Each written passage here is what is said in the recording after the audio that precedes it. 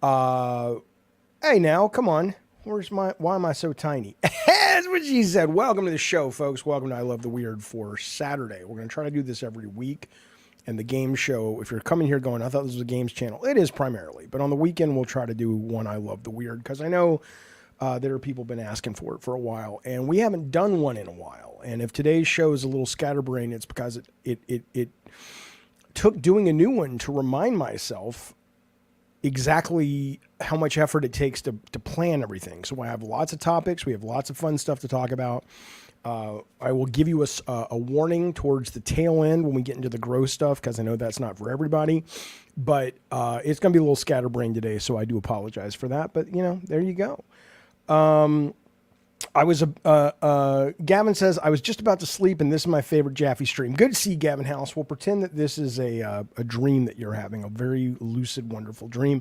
Hello, Bree. Bree says, morning from Australia. Good morning. Good day, Governor. I don't know what they do down there, but I know Olivia Newton-John's from there, and she's pretty. And then, she was. and then who's the other one? Isn't Margot Robbie from Australia? It doesn't really matter, does it, Jaffe? Not really. Not particularly. No, it doesn't. But anyway, yeah, I love the weird. Let's get started. Let me show you guys something on the screen. And again, if you're watching on Twitch, welcome. If you're watching on Twitter, welcome. And of course, members on YouTube, thank you for being here. Now, good day from Korea. I think so. Yeah, there you go. Hello, blah. I'm going to show you a picture, and I want you to guess what this is. Now, you may know what this is, but I did not know what this was when I first saw it. So you're more than welcome to shout it out in the chats, the comments. I'll tell you who gets it first. Do you know what you're looking at right here? You have any idea what this is? Because I didn't when I first saw it. I was like, what in the goddamn Excedrin PM am I looking at? I'll give you 10 seconds. 10, 9, 8, 7, 6, 5. If you're listening and not watching, it's a head. I can give that much away.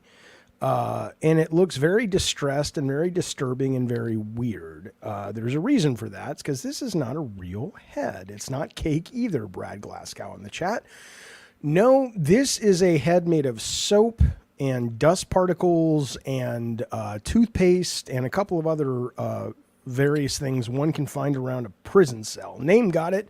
This was what the three men who were reported to have been the only ones to have ever escaped from Alcatraz, created over the years, put in their beds to trick the guards so they could get out of that prison. Now, I didn't know, because my parents, we lived in the South, so we never got out to California, so I never did the Alcatraz trip as a kid. But my parents never, took us out there, so I didn't know this. Maybe this is common knowledge amongst Alcatraz tourists, but apparently what Alcatraz says was, well, yeah, maybe they got out of the jail, but there's a reason it's on an island or a little island, a man-made island, whatever the fuck it is, because they didn't make it back to civilization. They drowned trying to escape. But then I think it was 2013 I just discovered where one of the guys who was supposed to have died wrote the police a letter and said, yeah, because I think this was in the 60s or 70s. He wrote him a letter and said, no, we didn't die. I made it out. I've been living free for the last 30, 40 fucking years. So I thought we'd kick it off with a little bit of trivia there, a little bit of weirdness, because it's a strange looking head, and I guess this is in the Alcatraz Museum if you go there. It sounds like some of you guys have. Hey, the Twitch non-notification message was actually updated. You goddamn right. You goddamn right.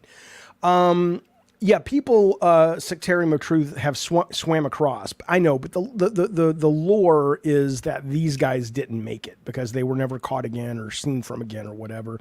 And then the rumor is, well, there was a letter written, but whether or not it was authenticated, I don't know. Okay, let's get to the main news of the week when it comes to aliens, or when it comes to the main weird shit, which is aliens. We're not going to spend too much time on it, but there are some interesting developments. The first one that got me interested was the Pope, a couple of days ago, had a press conference, or his people had a press conference.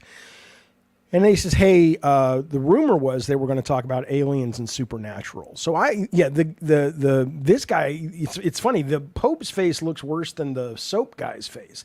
Whenever I see the Pope, all I think is diplomatic immunity. You know, that guy. But anyway, I don't mean because he needs diplomatic immunity, although he might. Regardless, though, he looks like that actor in Lethal Weapon 2. Okay, so, but what it turned out to be was interesting, but it wasn't aliens. But we will talk more about Vatican treasures later in this show because there's some interesting stuff as well.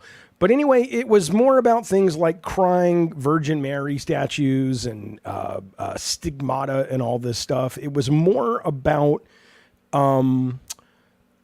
hey, fellow Catholic preacher folk types, whatever, bishops and whatnot.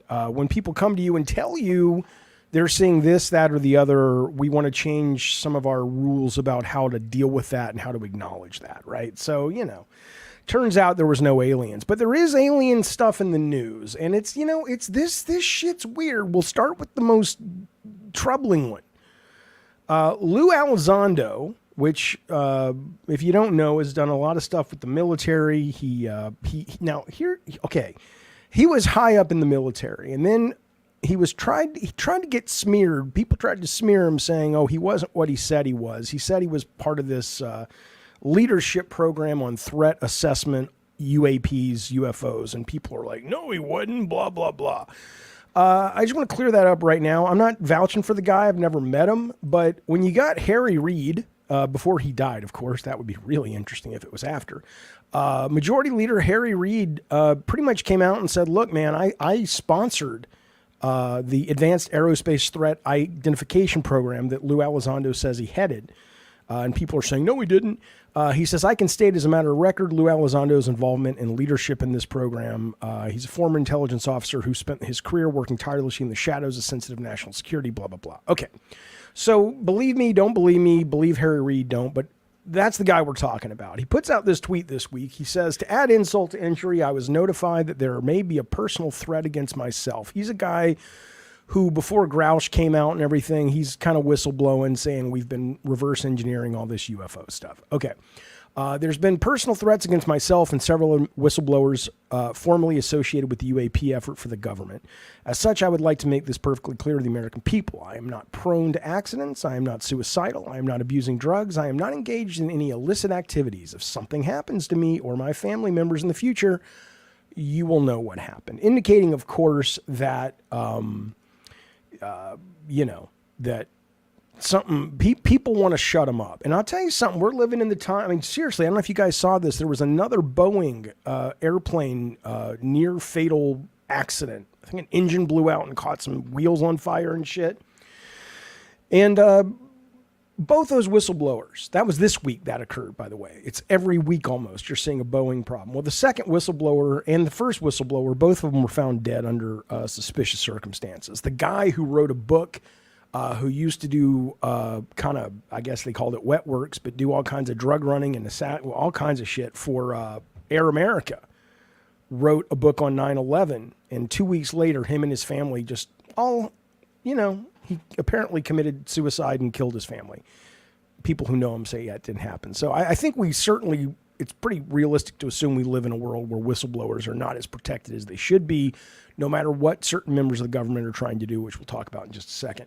Not awkward. You're the second guy who has asked me. I have not looked into this because I just heard it when we started up the stream. He says, "Jaffe, have you looked into Ashton Forbes at all since getting into the UAP topic? His MH370 investigation is truly fascinating.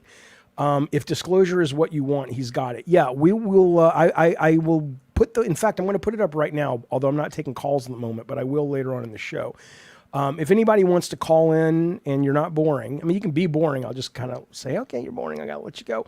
But if anybody wants to call in and kind of share their worldview of this stuff, hey, where'd the screen go? Then you can do that. Let me give you the link so you can at least get prepared for that if you're interested in such malarkey. Okay, so the invite for you, my friends, whoever wants to call in, ask questions, share stories, whatever you want. We're gathered round the fire pit, boys and lady folk. Shut up, Jaffe. You know what? Fuck you. I'm going to eat a Tootsie Roll. Not on stream, I'm not. But anyway, there's the link. Okay. Why are so many UAP events centered around North America, says Nathan? They're not, actually. They're absolutely not. I mean, there are many UAP events and things coming from all over the world. I don't know why that narrative has taken hold, but it's not true. But anyway, Lou Elizondo comes out, says this, and then here's what's going on in the government right now, right? So this week, the National Archives Records Administration. Now, this is part of the Defense Authorization Act that was funded, and it got kind of butchered to the point that it's almost useless. But it's in the bill now, and it's signed into law or whatever. I don't know if it's a law, but it's signed. It is signed into law actually. So September 30th, all government agencies have to deliver copies of every document, audio and video, or any other media they may have about UAPs or UFOs. It says this group, NARA, will make material that isn't classified available online along with the search function, but the UAP records collection will still be able to be circumvented by the president and certain people who have higher clearance. So it's really toothless. It's useless, right?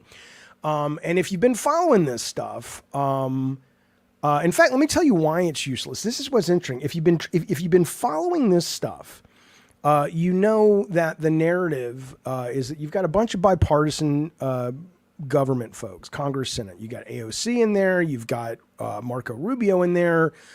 You've got this very outspoken dude from Tennessee. What's his name? He's kind of leading the charge. What is that dude's name? He just put a bill up this week. I'll talk about that in a second. Tim Burchett is in there. So it's Republicans, it's Democrats. It's not like it's like a political thing in that way. And they've been saying, look, we don't even really care if there's aliens. And we'll talk about what they said about that in a second. But we're bothered by the fact that we are in charge of these programs and you're spending billions of the American people's money that we're approving, and we have zero oversight, and we're told that we don't get to find out. We don't get to have any data on this shit. And that's what's pissing them off, right? So they went to this bill, which I think Chuck Schumer and a Republican, I forget his name, was the guy who pushed this into the act, the National Defense Act. And it was about to pass. And then now this is back in December, by the way, but I want to show you, I hadn't seen this clip yet. This is why that bill had all of its teeth ripped out of its fucking mouth and why it's basically useless at this point. This is coming from, where's the goddamn thing? There we go. This is coming from, believe it or not, no, it's actually coming from CNN. I thought it was coming from Fox, but regardless, here you go. This is what happened. Now, over in the Senate, the Majority Leader Chuck Schumer and Republican Mike Rounds also pushing for more disclosure. But this year's defense bill does not go as far. While the bill would require the government to disclose the sightings to the National Archives, eventually some of those becoming public, it does give federal agencies and the president significant latitude to keep such sightings classified. Why? The congressional source says it was House Intelligence Committee Chairman Mike Turner who resisted the push for greater disclosure. His office did not respond to our request for comment, and the Pentagon, meanwhile, declined to. So I'm just like, you motherfucker. The very same people that are keeping this quiet and keeping their, contractors happy about reverse engineering UFOs, at least that's what they're claiming, are basically saying, yeah, you can't, we're not giving you anything. I'm gonna totally block aspects of this fucking bill. And I'm just like, you know what? How is this continuing? So we don't know what's going to happen with this, but on Friday, this guy from Tennessee, Tim Burchett, introduced a 1.5. This is rare. This might be rarer than UFOs. It's a bill he introduced to Congress that's only 1.5 pages long. I mean, that's something. He's been a leading voice for UFO transparency. He's introducing a new bill Thursday. This is written Wednesday. He did it on Friday. That would require Biden to direct the heads of each federal department of agency to classify all documents related to UAPs, also known as UFOs. The 1.5 bill would not only force the president to direct federal agencies to classify UFO-related files, but it would require the president to file quarterly reports that would update the House and Senate subcommittees on the progress towards releasing the information. He says this is not really about finding aliens. This is about transparency, right? Now, here's the final thing I'll say. Then I'm going to bring in Too Awkward, who has some data on this. And Gavin, yes, we will get to the microtubule story a little bit later, which is all about consciousness, and it's very interesting stuff.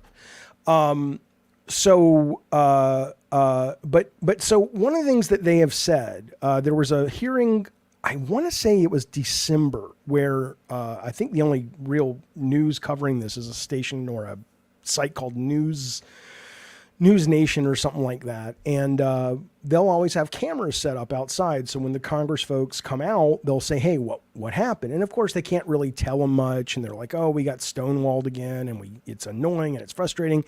We did get a little more information, right? And some of the things they said were basically the whistleblower, David Grouch, who I'm sure you know who that is, who made all these claims and was like, hey, we're reverse engineering this shit, blah, blah, blah. I've seen these, or he hasn't seen them, but he's talked to people who's been inside these UFOs and shit.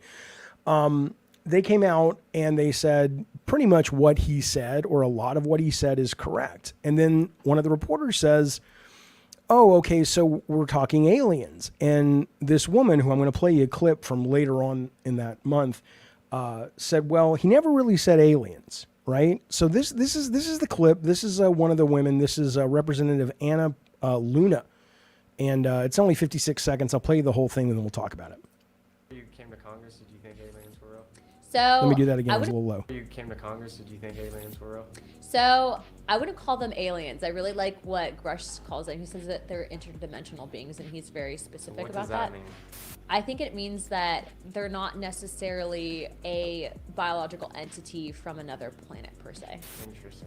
What I will say is, I share a Christian perspective on many things, and what's been interesting about this is the amount of stigma that existed previously to this cycle, but we have such a bipartisan push for transparency on this topic that they can't necessarily hide it. It has been interesting to see the... So what I'll say, though, is even in the chat, like I see Eternal saying they constantly make excuses as to why they can't do their jobs, meaning Congress and whatnot. But this is the thing. Usually that has to do with Democrats and Republicans creating a gridlock system. This is bipartisan, man. This is totally bipartisan. And they're still getting, and that's even worse because they're like going, how is this a free country if the elected officials are unable to basically police the people that are supposed to be giving them the data that really exists for the American people? So it's bizarre. It's bizarre. So, but the interdimensional thing interests me a great deal because that really, when you think about things like that Tic Tac thing and how it moves, or you think about a variety of a variety of ideas. There was something even that Tucker Carlson was, who I really can't stand. I think he's a nightmare. But he was talking about this as well in terms of people he's talked to about these things being dimensional beings. When you think about the ability to move through dimensions, you really are getting into a level of travel, potentially if time is a real thing through time. But forget that. Just the fact that when people go, how in the world are you able to be in a machine that has no means of propulsion visually and it doesn't kill you when it goes 90 degrees, it takes a 90-degree turn at 500 miles an hour. You'd be smashed like a bug. And it's like, because it's not really moving. It's moving. It's moving through dimensions. It's not actually moving through a single dimension. It's really interesting. It's really interesting shit, man. I know this is happening. I don't have any evidence to say that it's happening other than there's too much shit coming down. There's too much. No, it's not just because he was on Fox, Atticus, that I don't like Tucker Carlson. I don't like Tucker Carlson because two reasons. One is a lot of his Russia reporting seemed really suspect and bizarre. And two, he's a liar to his audience. And if you look at some of the lawsuit data that came out when Trump was being accused of various things with Russia, it was clear he was two-faced. He said things directly to his audience and then tweeted totally different things to his producer. And he's an entertainment. So that's a problem when you pretend to be a news person. Space travel requires hypersleep chambers to be invented first, says Double R. Well, that's another thing. That's what I'm saying. It's not space travel. It's dimensional travel. It's not actually getting in a ship and flying to Mars. It's folding space-time around you is kind of what they're fucking saying. But anyway, okay. Okay. How does NASA send people in space? Your same logic, they'd have to be going so fast it would destroy their bodies, says Daniel. No, that's not my logic. I assume it's new. I'm not, look, I'm not an expert on physics at all. I'm barely a layperson on physics. But I don't know if you say it's physics or Newtonian physics, but if you are moving at a rapid rate and you turn rapidly, the body that is moving at a rapid rate is going to continue at that rate until something interferes with it. If you're going in a straight line and you accelerate and decelerate, you're going to be fine. But if you're going, 1,000 miles an hour and suddenly you turn a 90-degree angle, even if you're in a seatbelt, your body's going to be pulverized as it passes through the fucking straps of the seatbelt. So that's not a theory. That's how, physics works. Okay. Anyway, let me bring in Good Sir Too Awkward. I want to see what he's got to say on this. He seems to know more. Now, and by the way, before I bring him in, I want to be clear.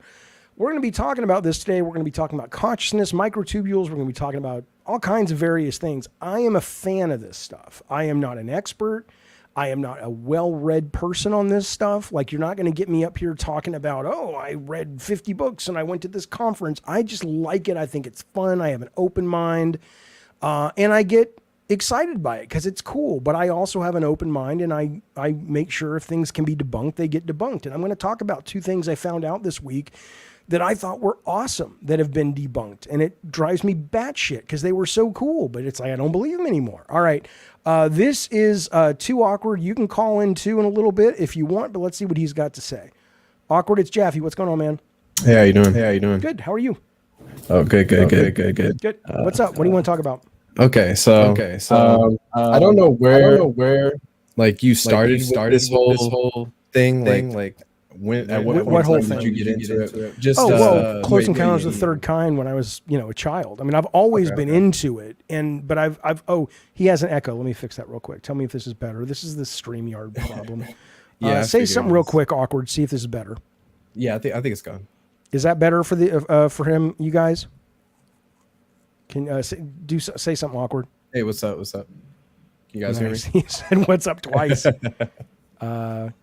It's good now. Okay. So yeah, okay. He was asking when I got into all this stuff. I mean, I've always been interested in sci-fi and aliens since I saw Close Encounters when I was a kid.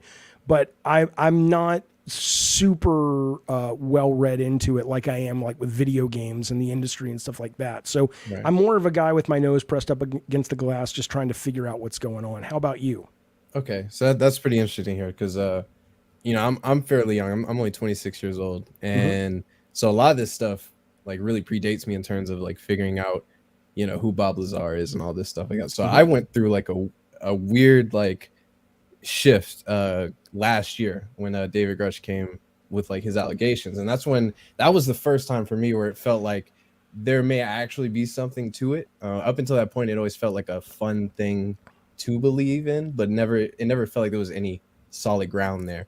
But the reason why I bring up the Ashton Forbes thing is after the David Grush thing around August of last year, these MH370 videos, as they're labeled or whatever, resurface on Reddit. And because of the David Grush thing, I guess there was like a lot more attention on it than there normally would be. So a lot of people started like really like looking at the videos with different light, because if you remember the DOD leaked videos from 2017 that were just out there, but people had debunked them, said they were fake. Then okay, but hey, hold on, let's be clear. So first off, what did you call them? The image what from Reddit? I could send you. I'm on Google, so you keep talking. Just tell me what to look up. Okay. If you go to Ashton Forbes' YouTube channel, and you go to the popular videos tab, there's going to be two. There's going to be the MQ-1C thermal video, and then there's a stereoscopic satellite video. So there's two videos. Okay, cool. So keep going. So then, and you said something came out in 2017. That's not the Tic Tac stuff. That was 2020. Yeah. No. So the Tic Tac, the Go Fast, and those three like DOD videos, they actually were on the internet before. Like those are really old videos, but it wasn't until 2017 that there was I believe it was like a Washington Post article that came out. New York Times. Yeah. Yeah. And that's what confirmed that the videos were real. At least the DoD came out and said Got they were it. real. Okay. Okay. So these videos are interesting because, like those ones, these ones are captured using, or appear to be captured using, like actual military equipment. So what you're looking at here, this is a MQ-1C Gray Eagle drone, and it has the correct payload and everything. And it's tracking, it seems to be like manually tracking a plane that has these 3 orbs around it. Now, I have seen this. Yes, but Yeah. keep going. Okay. And so what really made it interesting is there's 2 videos. The other video is the exact same event in perfect synchronization from a top perspective, and it's satellite video. Where would I Now, see that? Is that on this channel? It's the stereoscopic. Oh, right here. video. Okay. Yeah, right there. So it's the exact same event, but it's taken from satellite. So if you look at this, the most people would think it's looking up, but it's actually looking down from a satellite view. Okay. But what is interesting is in the bottom left hand corner there, these numbers, you could hardly see it in this version, but they're coordinates, and they move and update as the mouse is dragging the screen. Okay. And so people on Reddit, they tore this video like apart. I mean, the mouse is going off screen, almost like a cropped view, like when you have like 2 monitors, that kind of thing. Yeah. Yeah. So that implies that this might be on like some sort of software or whatever. And then they check the frame rate of the mouse versus the background. And the frame rate on the mouse, I believe, is 15 frames per, or 24 frames per second. And the background is 15, which apparently is consistent with a Citrix session, which apparently is the software that is used in the government for like logging into government databases and things like that. Okay. And just so we're clear, this is that Malaysia flight that went missing? Yes. And And, so and is that what we just saw at the end there, that flash? It disappeared? Yes. And so okay, keep going. yeah, so the reason why we know it's that plane is the coordinates in the bottom left-hand corner. Now, these videos were on the internet in May of 2014. So they went online a couple months after the plane went away. But what's key here is the coordinates that are in the bottom left-hand corner were not public knowledge until about a week and a half after these videos went online. So when you go and look at the coordinates are accurate to the, I think it's the Nicobar Islands or whatever is the last ping apparently in the MRSAT data. So there's a lot of stuff. I mean, this is why I'm trying to explain it as best I can because No, you are. But so here's the question. So what is this supposed to be? Those are supposed to be some kind of orbs that are circling the plane.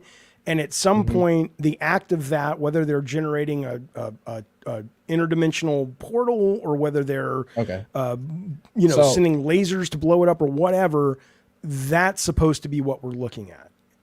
Yes. Now here's where it actually gets pretty interesting. So Ashton, the reason why, so background on him is he similarly saw these videos, didn't think much of them. When they reemerged back in August, he started conducting this like investigation that's like crowdsourced. So like everyone that was helping on Reddit or whatever, they're all in like a Discord server that's Wait, hang on, Too Awkward 1 second. So BMG the Slayer says the video's fake, it was debunked. I want to keep talking to Too Awkward, but if you have evidence that this was debunked, can you please link me that or tell me where to find it? We'll put it on right after we listen to sort of what the current theory is that Too Awkward has. All right, sorry, Too Awkward, keep going. I got you, no problem. And yeah, there's like 3 current debunks that have been, I guess, termed rebunked that are out there. So I can explain what those are after. But so what really took my interest is most people see these videos and they write them off because they assume it's alien. But after seeing all of this stuff play out, I don't think it's all of this stuff. You mean all. what the government's talking about with interdimensional and all that? You mean? That's part of it, mainly Ashton's investigation. So, because he started in the exact same place in August, he thought it had to be aliens as well. But now we're pretty, because I'm in the Discord, I'm talking to these people like and learning as they're learning. So I've seen the whole journey over the last few months. But I think it's our tech, like 100%. So what do you? Okay, so if you believe it's 100% our tech, what is it doing? What is happening right here in the video? So what it's called is a macroscopic phase conjugation. So that it's a very crazy term. I didn't know anything about this. I heard you can go blind if you do that when you're a teenager. Oh wait, that's something else. So Too awkward. Did you hear me? Yeah. It's a masturbation joke. I got you. Okay. I Anyway, could- keep going. So this is called I- what? Macroscopic phase conjugation. So I Okay. can explain in the most simplest terms. Yes, This is please, how it go. makes sense to me. So you could picture when you see like a molecule and it's like a atom or sorry, an atom being like orbited by like electrons, right? Yep. Like that typical image, that picture that happening to this plane. So what's happening is the orbs aren't actually, at least we don't think they're actually like physical like material. They think they're like ball plasma of some Okay. sort. And so it's just like energy essentially. And when they're orbiting the plane, what they're trying to do is give a macro-sized object the properties of a a quantum-sized object. And what that means is, Did they shrink it? not shrink, just Like giving Ant-Man. giving it the properties. Okay. So what that means is you could do mass reduction. And mass reduction, if you have zero mass, you can move at the speed of light even faster than the speed of light. So Okay.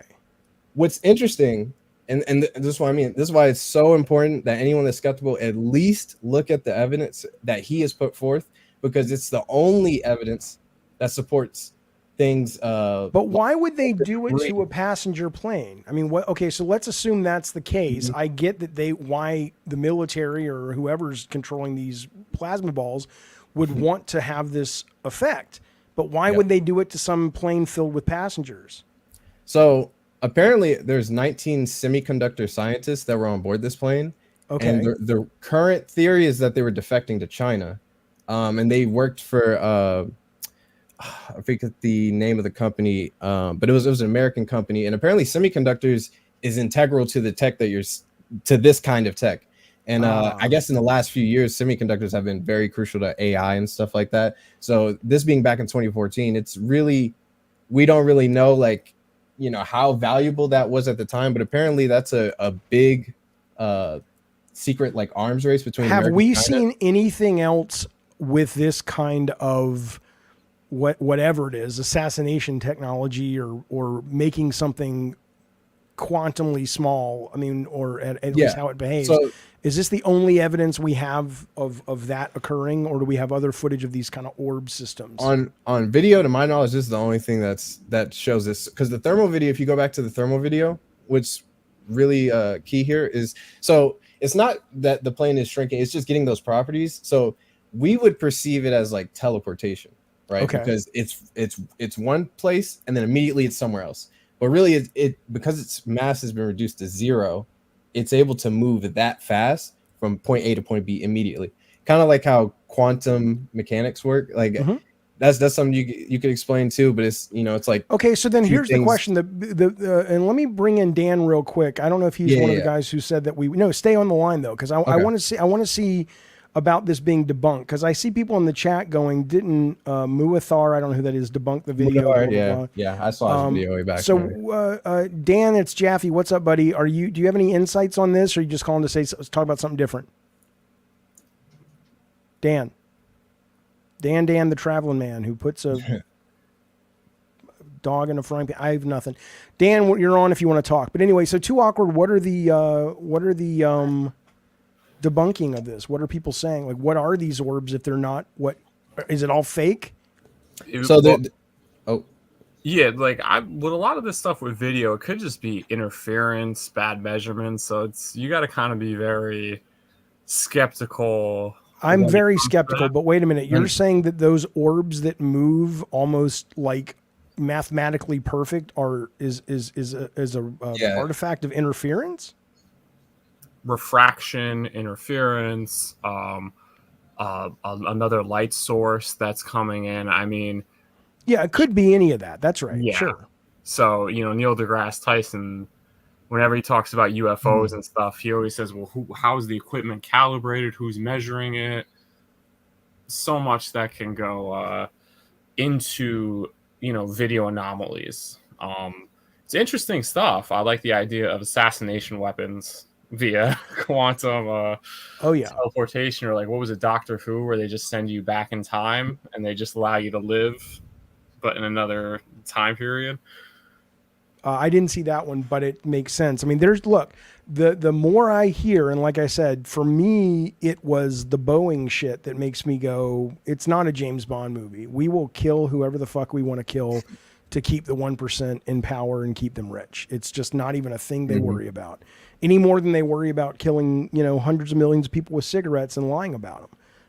So of course they'll take out a couple of people who are going to, blow AI, and if it's going to go to China or whatever. So I believe that's not conspiracy. That's pathetically human nature. But when it comes to this being UFOs or quantum assassination weapons, I don't fucking know. I think it's cool.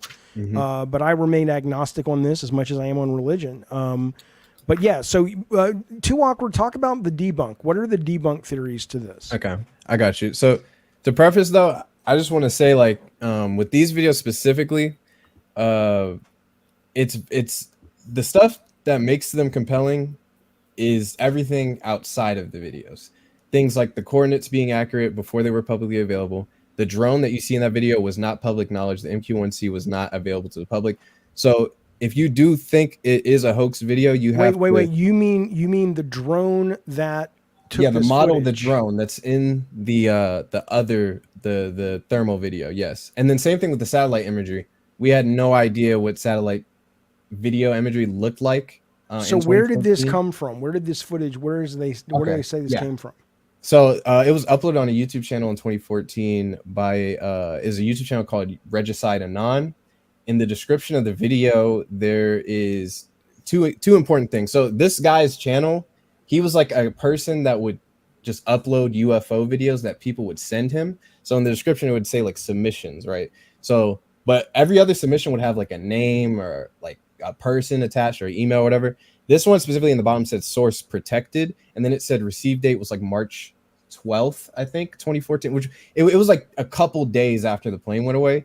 So it's either it's a hoax and the person that got the video lied about the receive date, or so like there's certain inconsistencies that make it hard to rationalize how someone would do that. But but like I said, the most compelling things are the coordinates in the bottom left and abundance of other things. But I'll get into the debunks. So there's three main ones.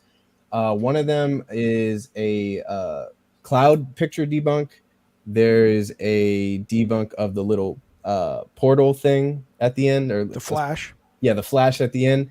And then there is another one on trying to remember what the whatever. I'll get into the we don't have to dive that deep. I just wanted to kind of know. So there are, I mean, look, I see him in the chat right now, and fellas, I'm agnostic on all of this. I don't know. Do I want to believe? Fuck yeah, I want to believe. But I'm not going to just, I agree. Some people in the chat are like, you should never take anything at face value. No, that's why but what I will say is this, though, and I think that if you are a person that doesn't believe this, but you believe other things, then you're also suspect. Like, it's one thing to say, I don't believe this, and I don't really believe religion text or any. It's like, because that you'll believe, but you won't believe this. It's all should be questioned. But certainly, yeah. Would it surprise me to know that this is bullshit? No, but I hope it's not. I mean, I hope it is, because I don't want America to be killing people. But I know we do that anyway. So we can easily hire an expert on CGI to analyze it, says Byte. I'm sure they've done that ad nauseum. Yeah, on this that's been done to death. And then if I come back with someone, if I go out and spend $40,000 for somebody to analyze it, then you're going to call, in whatever side you want to believe, then you're going to call into question the credentials of the guy I hired. Or they got to him, or I mean, you can believe what you want to believe. What I believe is our government certainly lies to us all the time, and the rest is stuff we just don't really fucking know, and we're trying to find out. And I hope that the whistleblower stuff works. Okay, Too Awkward, thank you so much for that. Thanks for calling in. Yeah, no worries. Call back anytime. It's great to get your insight on this. I knew nothing about this. Yeah, I'd seen it, but I didn't know what I was looking people at. just take the time to look up Ashton and just hear him talk about it for a bit. He explains it way better than me. What is his shtick, though? I don't mean shtick like he's a liar, but I mean, what is his? It's not just this video. He's just into all of this stuff. Is that the idea? No. So it's kind of crazy because in August I saw this kind of like unfold.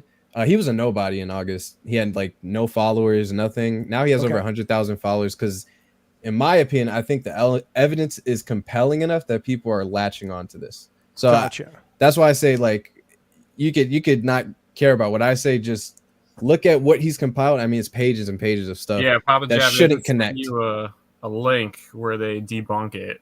So All if right, you wanna I'll take a read look it, at yeah, you that. wanna check I'll it give out. it a read. We'll bring it up on the next show next week. All right, you guys, thank you so much for calling in. I'll talk to you soon. Yep, no worries. All right, bye, you guys.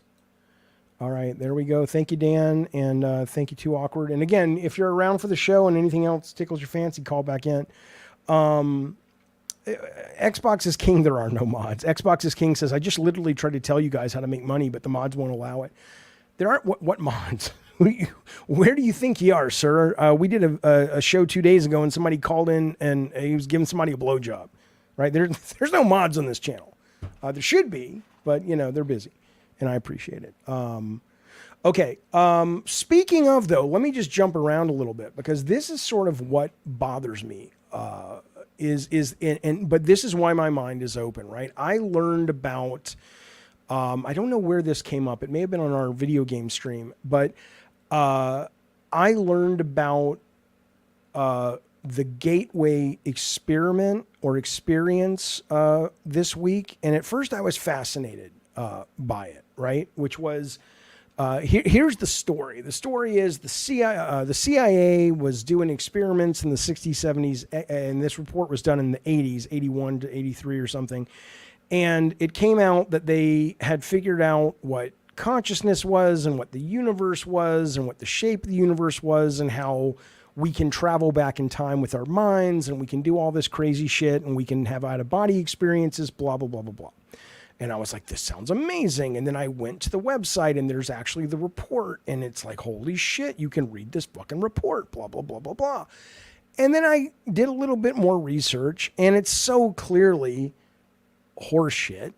Here's a guy, it's a 3-minute video. Let me just play it for you if you don't mind, just to kind of show you what I'm talking about, why I think it's very important to be agnostic on this stuff, because I do believe some of this stuff ends up being true, but I don't think most of the stuff is, but I want it to be in a lot of ways. I'd love the idea that I could travel around the universe with my fucking brain. But here you go. This is a guy who's debunking that. And it's 3 minutes. If it gets boring, I'll turn it off. But you'll get the gist within the first couple minutes, the first minute.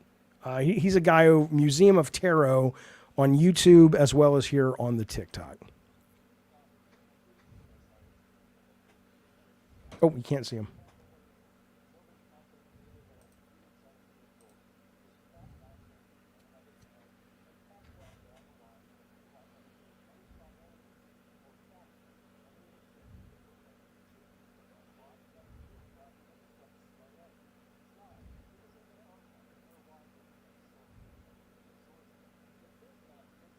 Oh, no audio. Shit, no audio. Let me get you fixed there. Here you go. This should have audio now. Let me reboot it. What am I, 5? Why would that be so? This is what the universe looks like according to the Central Intelligence Agency. That's complete bullshit. And today I'm going to teach you all about the lies and where they ripped off the tutti frutti pseudoscience in the Gateway Experience document. It doesn't come from where you think. So many content creators are like a human centipede of bullshit. They just crap nonsense into one another's mouths and pass it on down the line without ever doing any primary research or fact-checking any of the shit that they proclaim. Now, allow me to interrupt this guy for a brief moment. The thing that bugs me, though, is that this side is just as dogmatic. I don't know this guy. I mean, maybe he's not like this all the time, but the side that is constantly like, if I can't see it, it's not real, and people are idiots and they believe anything. And if you don't, what you see is what you get. I think that's just as ignorant as believing anything that comes down the line. But here you go. All right. Claim to be true. The first lie is that the Gateway document is from the CIA. It's not. It was in their archive, in their library that is sourced from many different sources. But this document specifically comes from the Army, from Army INSCOM, Army Intelligence, the Intelligence and Security Command, who was doing remote viewing testing. I feel for the poor son of a bitch who was tasked with writing this report, because he ran into something that a lot of us have run into in our professional careers. We're tasked with writing some bullshit report for our boss, and in his case, a commanding officer, to go out and put together information about something that you don't know a goddamn thing about, so you kludge it together just to get the fucker done. This document is sourced from materials that will become very obvious just how hokey they really are once I show you them. So many people go on and on about the diagrams, about how this is the hologram of the mind, the universe's mind, and it's shaped like a torus. It's got a white hole and a black hole. We'll take a very good look at that little illustration at the bottom there of the torus. Now, do these diagrams look familiar to you? They should, because this is the origin of what they put in the Gateway document. They come from a 1908 book called Occult Chemistry by the Theosophists, Annie Besant and C.W. Leadbeater.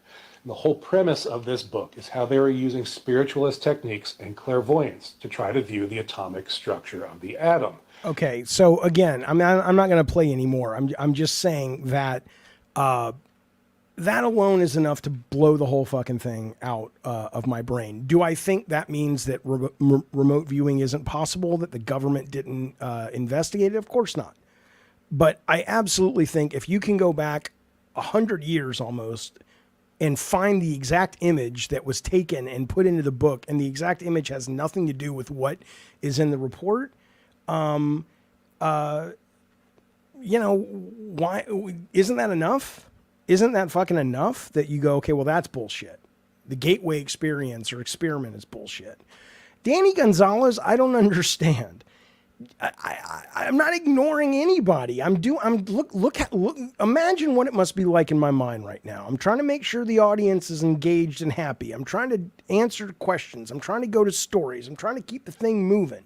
Forgive me if I don't get to your question in a timely manner that satisfies you. Give me a break. But here's what he says. Jeff, are you going to ignore me if you're not scared? What am I, 5, you fucking moron, to look up Admiral Byrd? Sure, I'll look him up. I'll look him up, you moron. Yeah. Okay, let's look up Admiral Byrd. Admiral Byrd. UFO. Let's see what he's got to say. Jesus. What am I going to... I'm not watching a 50-hour fucking video. Why don't you just tell me what he said? Why don't you call in if you're not scared? Here's the link. And you tell me in a brief... explanation what it is this fella said that's got you so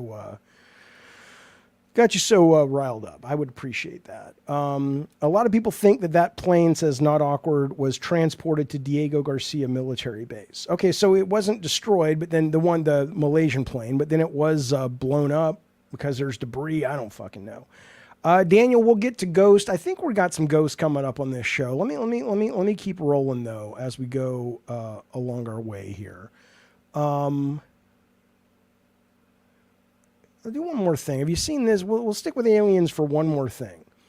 And we'll go from there. Atticus says Admiral Byrd took a team to Antarctica to chase Nazis and he found UFOs and advanced tech. Sure. I mean, maybe. That's what he says. How do you... Oh, geez, I don't want to get into politics right now. Jaffe, we're calling you out. Look into Admiral Byrd. I just looked him up, you fucking moron. Jesus. All right, look at this guy. This guy, John Stewart, not the same one. This guy is saying that... I want to show you this footage. I want you to tell me if this is real, because I can't find any debunking of this, but not much information at all on this. Okay. And I want you to tell me what you think about this. This is a guy who I believe worked for Air Force, Naval Intelligence.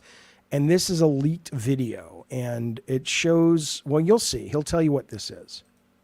Out of a facility just south of Area 51. If I am truly in danger, that means that this film and this being is real. And God help me. But if I'm truly in danger and this being is real, that means the extraterrestrial program is also real. And I say, God help us all. You did show me a slide of a comparison between the original version. Oh, and the yeah. other. Yeah, folks, this is how it came. This is what Victor's VHS tape looked. There it is. This is it. Yeah, this is how the videotape came to Rocket Pictures, folks. On the right is the dramatic and darkened version for the documentary. But this is what Victor brought to Rocket Pictures. This bluish, where you can see the entire arms and thoracic cavity of the being. In this internal briefing from the DIA sent to me by someone who worked with the DIA years back, he must have from his contact, it said basically he's going to show you the footage in a second. Who was in the viewing gallery watching this, which is called a thought projection interview, the facility that it was, what type of alien being ET this was, how the film was smuggled out of this top secret facility, and it wasn't S4, as Victor said. It was a facility called S2 Alpha, and we have the satellite photo of it. S2 Alpha. S2 Alpha is the building on top of the ground. It's got administration, and it's got the AHC beneath it, which is, there it is. That's it. That is the entrance to the alien housing complex, S2 Alpha, the S2 Annex. Folks, no one in ufology is going to bring you this. I have brought you this. You go down that ramp, you turn to the left, a guard comes out, he hooks up an exhaust to your car, you go in and exchange badges. Now beneath S2 Alpha is the AHC, the Alien Housing Complex. This is what I was told. The Alien Housing Complex. This is where extraterrestrials were held, were retained for Project Aquarius, which was the Alien Retention and Interrogation Program. That was the unofficial name of those in the program. All right, Okay, we're so here's the looking at the footage. Here's the interview footage. suite at S4. It's kept dark for the comfort of the aliens. The figure who is just barely visible in the left foreground is the telepath, and behind the camera is a raked seating area for observers. Although in this case, I believe the only other person present was a military aide. The alien is seated behind a glass partition in a biocontainment area, which is maintained at biosafety level 2, the lowest designation. That's primarily for the protection of the aliens, not us. The theory is that if they were going to infect us with an alien bug, it would have happened 50 years ago. In fact, all the indications are the aliens eliminated microbial and viral life from their own ecosystem long ago. They aren't susceptible to our diseases directly, but it has been shown that microbes can reproduce. So now it looks and like form he's about to colonies start within their dying, respiratory systems, this guy. which tends to alien. exacerbate the Watch debilities this. they seem to suffer anyway in our environment. In fact, you can see here the alien is beginning to flag. The interview was not going well. The telepath was trying to clarify some points from a previous interview, but he wasn't receiving coherent responses. As you can see, the being is in real distress.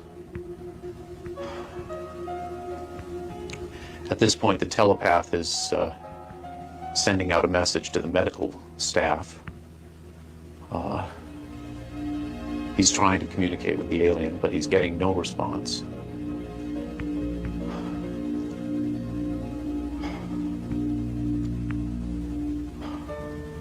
There's very little he can do.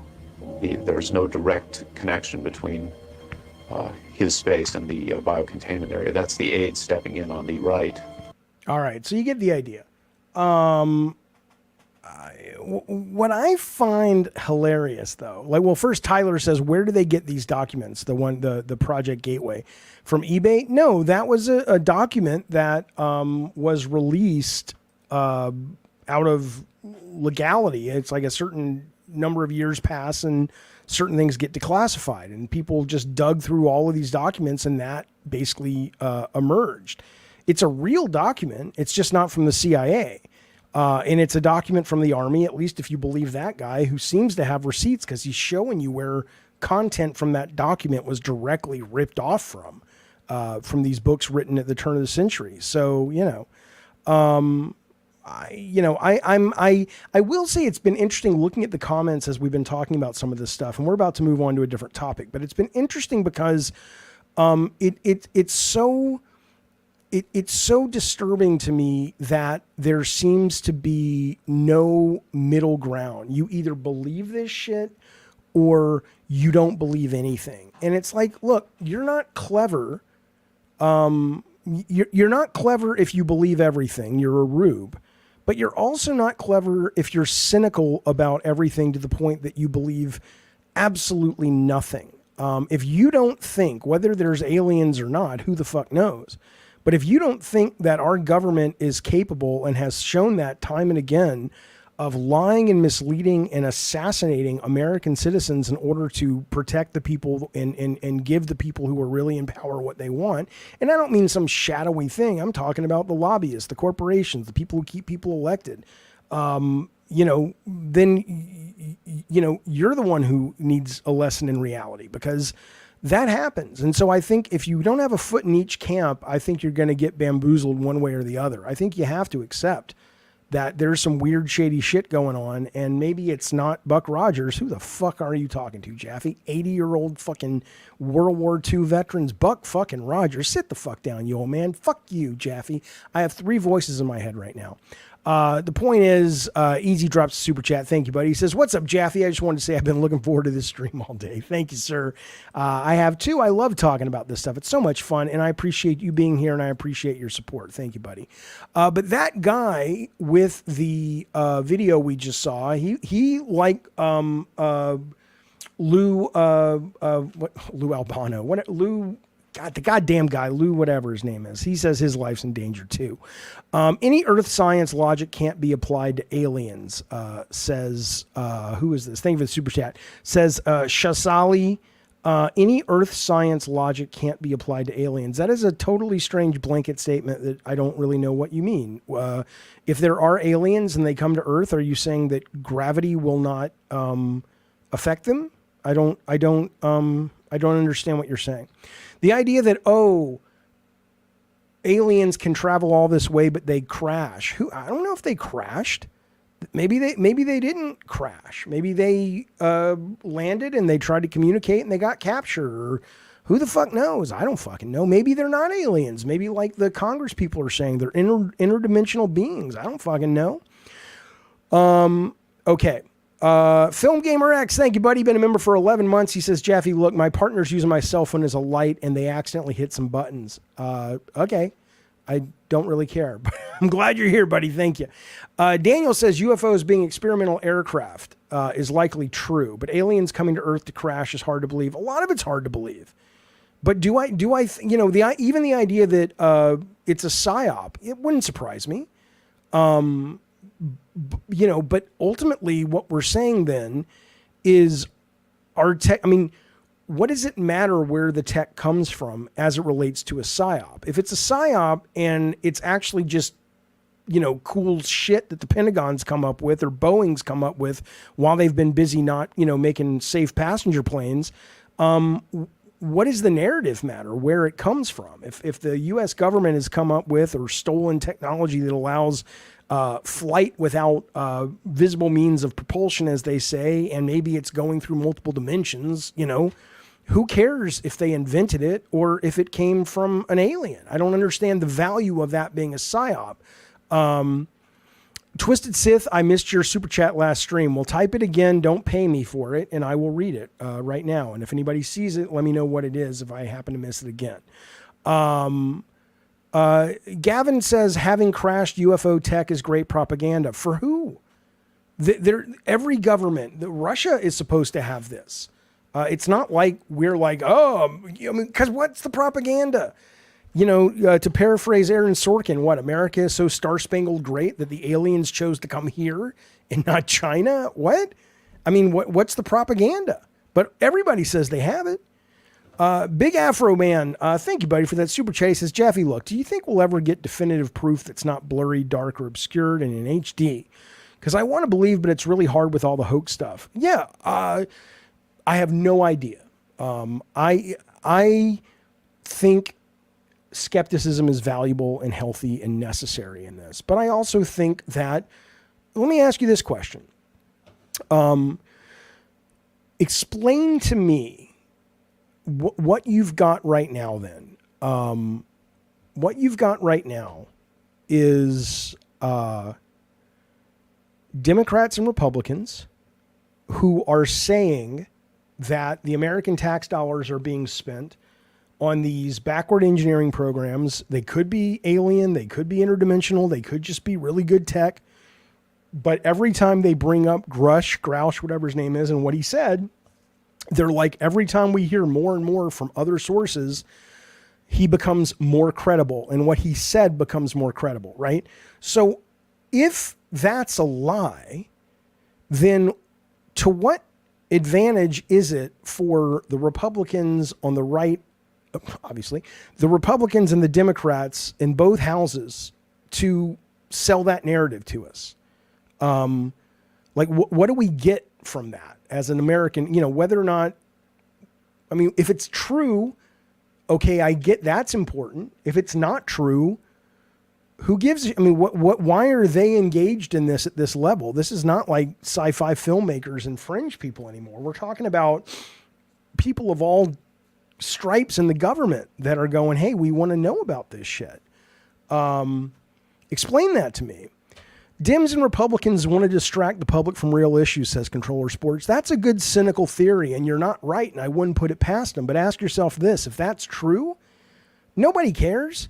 I was talking to a friend of mine the other day. I told her, I was telling her I was doing this show, and she says, oh, yeah. And then she started changing the subject to something else. I'm like, did you hear what I just said? The government thinks, or at least some people in the government thinks, there might be interdimensional beings.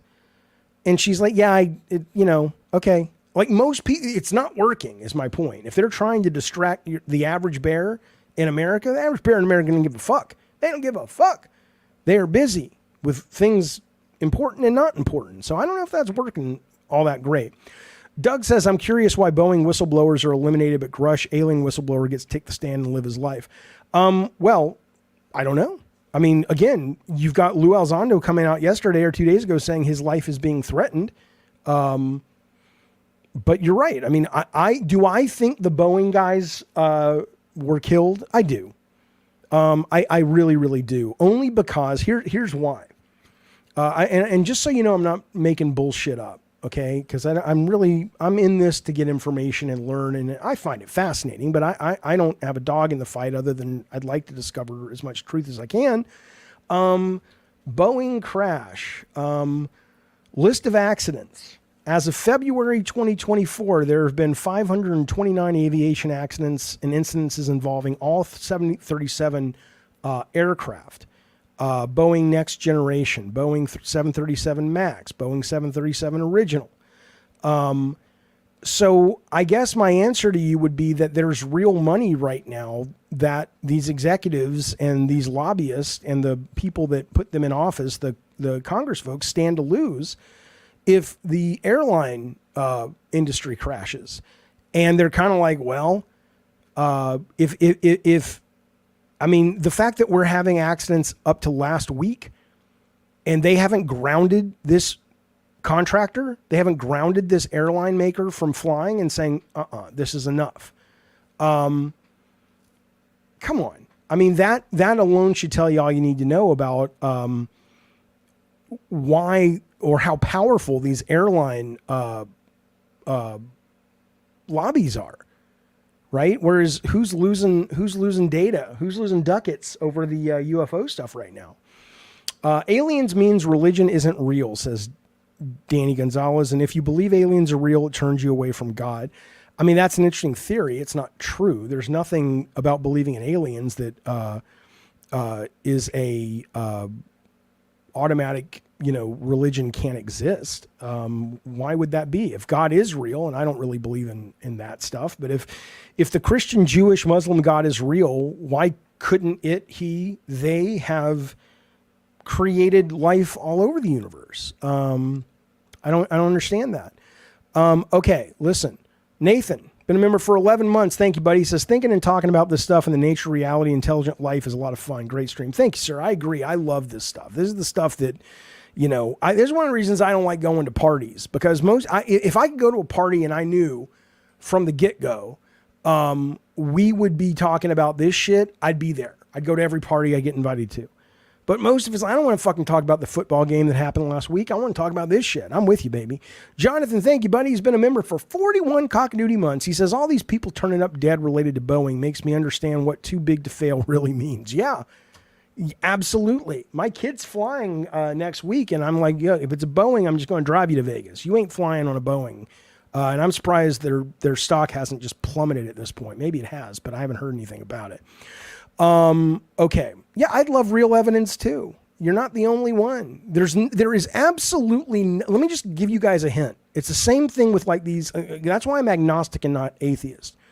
It's the same thing with these fucking hardcore atheist shit, right? Nobody knows, right? You can't really be a soldier in the truth army if you got a foot in one camp or the other only. That doesn't make sense. Where would the other foot be? Fuck you. Don't you dare question my logic. But you know what I'm saying. You got to question all of it. Hawkins says maybe Jesus has a UFO. Maybe he's an alien. Absolutely. That's what people say to me. They're like, well, Jeffy, maybe aliens made us. How can you be an agnostic? Because it means I don't know. If you said to me that it turned out that what we call Jesus, eventually we discover was a being from another dimension, I'd go, okay. Sure, that tracks, but maybe not. I don't fucking know. Speaking of, there's my nephew, Daniel Crawford is in the chat. How you doing, man? I saw those pictures from the club. That was pretty cool. I don't know if you saw what I sent your mom. By the way, this is about Ghost or whatever. So Daniel's my nephew. Daniel's dad's my brother-in-law. Had his birthday yesterday. They live in Birmingham. I'm not giving too much away, my Daniel. And my sister, my niece's husband, which I guess is just my niece's husband. I don't think there's a thing there in terms of another name for it. Puts videos up from the celebration they had at a place in Birmingham called The Club. And I'm watching it and it's fun and all that. And then I look in the background and I'm not shitting you. And Daniel, I sent this to Nikki, your mama. Daniel's like, really? Is that my mama? Fuck you, Daniel. I says, that looks like my dad and my mom sitting in the background.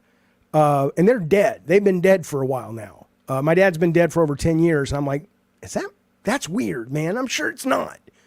But maybe it was. Maybe it fucking was. I don't fucking know. But it looked like him. Did you see that, Daniel? Did you see that shit? Well, Daniel's not my nephew-in-law, but I would be curious about that. So I don't know. You know, I had a dream. Let me tell you something. And fuck you, Eddie Pie. Go fuck yourself. Listen, last night, we're going to get into microtubules and consciousness, so I'll save that for that. But okay. Let's move forward. And Xbox is king. I'm going to help you out here real quick, buddy. I like that you're here. I like you like to stir the pot a little bit. I don't got a problem, but there's a point where it goes beyond, fun kind of ribbing and it just becomes boring. Like if you're able to be a troll, like we had a classic troll in this stream back in the day called Hogwash. He was a pain in my ass, but you know what? He was genuinely funny. If you can pull that off, you're welcome to continue. But if all I'm going to keep seeing when I look at the chat and see your name is Bush League trolling, I'm going to have to block you, buddy. Please don't do that. I like that you're part of our community. People need to have their shit pushed in on. But just kind of, come on. No one's censoring you. No one is censoring you other than maybe YouTube or whatever service you're on. All right, well, let's move on, shall we? But I appreciate these super chats, fellas. And Daniel, if you are watching, let me know. Bree from Australia, thank you for the super chat. He says, the guy on TikTok who was talking about the Gateway Experience sells psychic training programs and bullshit. Not saying what he said wasn't true, but he was doing it to grift his own products. Maybe. It would absolutely not surprise me. But the question becomes, though, is does that mean that him holding a book up that is a verifiable fact from 1908 that shows where that report lifted the image from that Gateway Experience report, that doesn't negate that, right? I mean, that's all I'm talking about. Yeah, ask your mom, Daniel, about the video. I saw Will's video, and I sent Nikki a message and saying, I know it's not, but doesn't that look just like Daddy and Mom in the background? See what she says. Bukkake was not the OG troll. No, he wasn't. It was Hogwash before Bukkake. I don't care about listen, Xbox is king. We're not going to get into games, but let me just say something real quick because it kind of relates to what we're talking about. It relates to people not really wanting to find the truth. All I care about is the truth and being honest with people and with myself.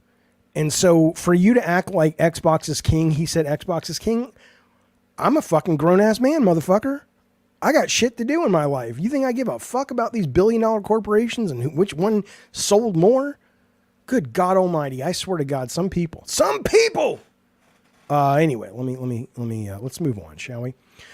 Let's move on to other topics because I got a lot of them. I got a lot of them up my sleeve today, boys. Listen to this. Now, I have not even read this yet because I wanted to discover it with you guys. Okay, but this is a topic you hear about this all the time. And I did play Little Kitty Big City. It's good. Fuck you. It's a good game. I read about this all the time, just like you guys do, but this headline caught my eye because it sounds like somebody's at least trying to explain it. Okay. The headline is Scandals. We're getting off aliens now. Say goodbye to the aliens. Scandals of female teachers sleeping with students, as experts explain why they do it. Interesting. Now, I haven't read this yet. I'm going to bring it up. We're going to read it together. My theory is, my gut is, that it's because they want to feel young, maybe? I mean, they're crazy, and they're abusive, and they're criminal, but is that the reason? I don't know. Let's find out together.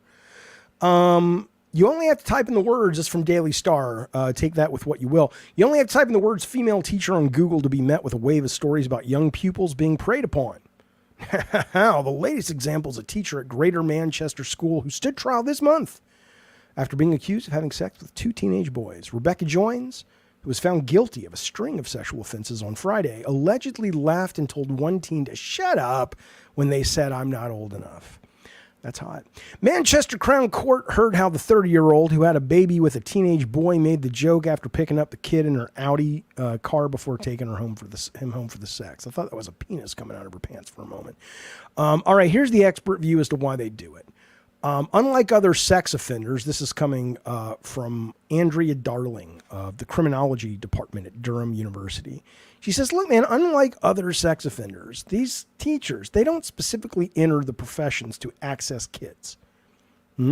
Instead, my research, she says, has found that many, though not all of these women, appear to abuse because of their own unmet intimacy needs resulting from relationship problems or feelings of loneliness. What? These women are also different from other female sex offenders in that they're generally older, more affluent, and have better social skills and less issues with substance abuse. The behavior is to some extent influenced by the very situations they are working in. They asked another expert. He says, there's a sense of power and control. There's a sense of being attracted to innocence. This is an extent where a person is emotionally suffering and they seek out the comfort of another, and they do so in a destructive way. Okay, well, none of that. I thought it was going to be something really juicy and interesting, but it's like, yeah, well, no shit. This is kind of sounds normal. She's hot. And let me tell you something else. I get it, man. I absolutely get that, it's abuse. And I absolutely get that it's illegal and it should be illegal and it's terrible. And a lot of people suffer greatly for this. Exactly, right. So to be clear, in the comments we have Extima says non-consensual sex is rape. Kids can't give consent. Right. Absolutely right. But I do understand that there are times, not that this is ever okay. It's absolutely not okay. But I'm just saying that I get that there are times if you are a kid, oh man, like I had Miss Roebuck. That was her name. She was my chemistry teacher. I was a senior. Oh my God. Trust me, she didn't want to fuck me. But if she did, I'd have said, can you afford the Motel 6? Because that's all I need. Because we're not going back to my place. You kidding? I understand how some guys of a certain age could go, that wasn't abuse. I wanted it. It doesn't mean it's not abuse. It doesn't mean it's not rape. It doesn't mean it shouldn't be prosecuted. It should. But I'm just saying, don't fucking come at me, because I'm telling you, there are times when you think you'd like to fuck your teacher. Daniel says nothing wrong as a student of lusting after a hot teacher, but the teacher should know better. Oh, there's no doubt. There's no doubt. I personally think the internet's messing up a lot of young people, says King, like girls especially. If I had a dad who was my roommate, if I had again, I think the internet's messing kids up as it relates to not knowing what punctuation is. I personally think the internet is messing up lots of young people like girls, especially, period, capital L. Like I had a dad who was my roommate, and his 17-year-old daughter became obsessed with me and was stalking me. Okay. I got to the point where I had to call the cops. Okay. Okay. It seems like if a woman does it, it's okay. It's never okay, Briz. The point is, I mean, I don't know if you guys have seen this. There was footage from the like a 60s candid camera show that's going around on the internet. And it shows a bunch of girls meeting their teacher for the first time. And he wasn't a real teacher. He was a male model. And after he leaves, the camera stays in the room, and they're clearly like, oh, my stars and garters, he's so hot. He's so hot. So there's nothing wrong or unnatural about a younger student having the hots for their teacher. But of course, no one's saying it should be legal. But I am saying that if Miss Roebuck wanted to kind of, go to the Motel 6 with me, I don't think it, and I was 17, 18. I don't think I would have trauma, but I might. No one's saying it's not abuse. Please stop. Please allow yourself in 2024 to have a big enough brain, an open enough brain, where you can hold two different thoughts. We know it's wrong. No, how many times do I have to buttress up the conversation by saying, of course it's wrong. It shouldn't be legal. But it doesn't mean that sometimes if you're in the right frame of mind and you're the kid and it happened, you go, that was awesome.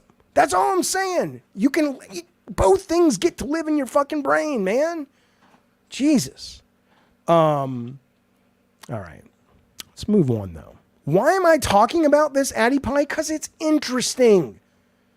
You know what else is interesting? Doug says, my wife and I are teachers. Neither of us has ever diddled. Good. You shouldn't. That's not that you shouldn't be. That's not a kudos statement. Of course you've never diddled because you're not a monster. But maybe some teenage boys have lusted for your wife. Yeah, I'm sure they have. Good. That must be fun for you to know that your wife is that hot. Okay.